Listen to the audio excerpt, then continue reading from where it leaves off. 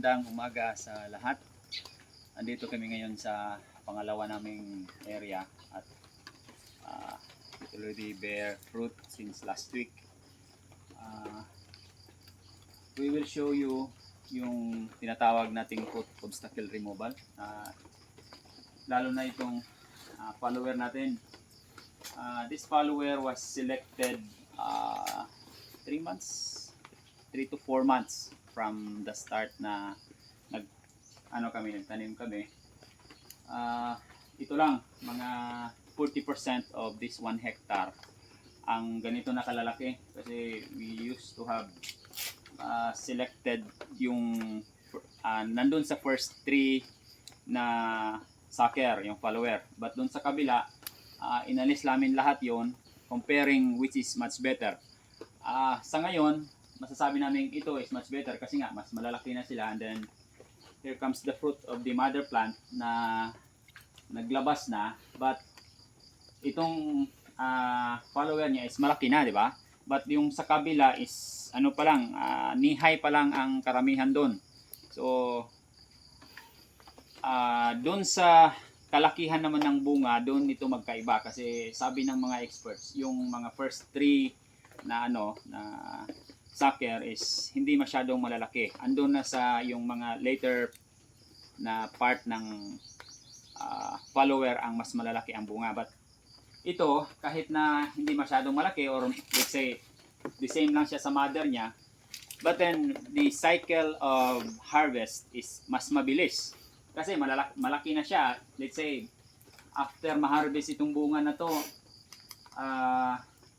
mga 2 o 3 buwan na lang ang aantayin at saka magbe-bear fruit na naman itong sucker niya. But doon sa kabila, you can still have to wait, let's say 5 to 6 months before ka having the fruit again.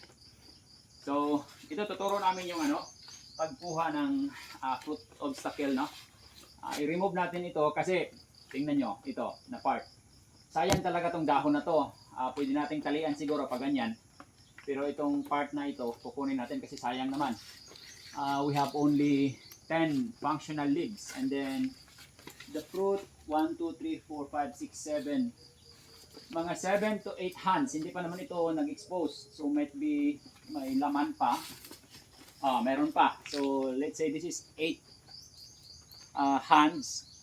And then, you have only 10 leaves. Okay naman siya if we have to do the leaf matching, pero mas maganda talaga yung mas marami. So as much as possible we have to save the leaves, So unahin natin itong anak niya kasi masisira talaga yung bunga pag hindi natin ito inalis.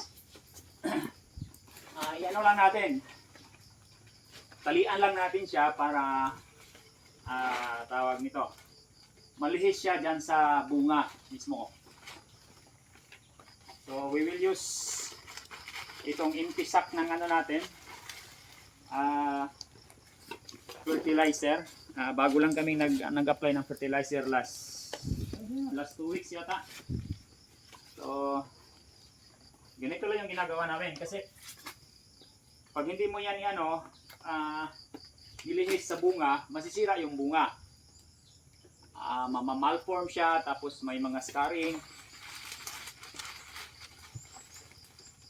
Yung iba naman, tinatalian lang ng bracts ng mother plant. But ito, malaki na kasi. So, you need to have more strength para ilihis yung anak niya.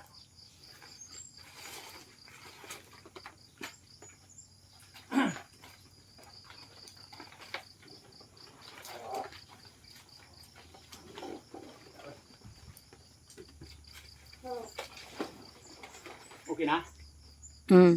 Bibra pa. Na.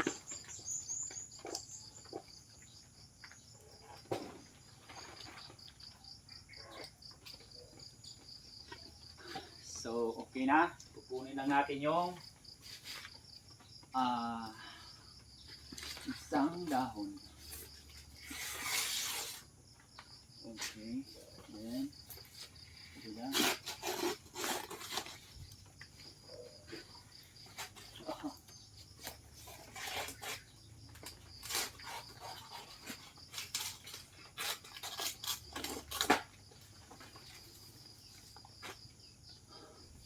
later on, pwede naman natin itong talian itong ano niya dito sa baba, ganyan, konti, para masisave natin itong dahon na to. Kasi sayang talaga yung dahon pag inalis natin yan.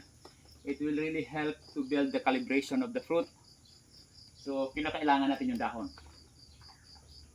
So, by, ano ngayon, Thursday, bukas, mag-spray na naman kami ng band spray using both fungicide and insecticide.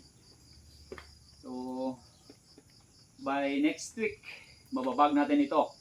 So, next week is already week 7. I think, yeah, week 7. So, that's plus 10 weeks. That's week 17.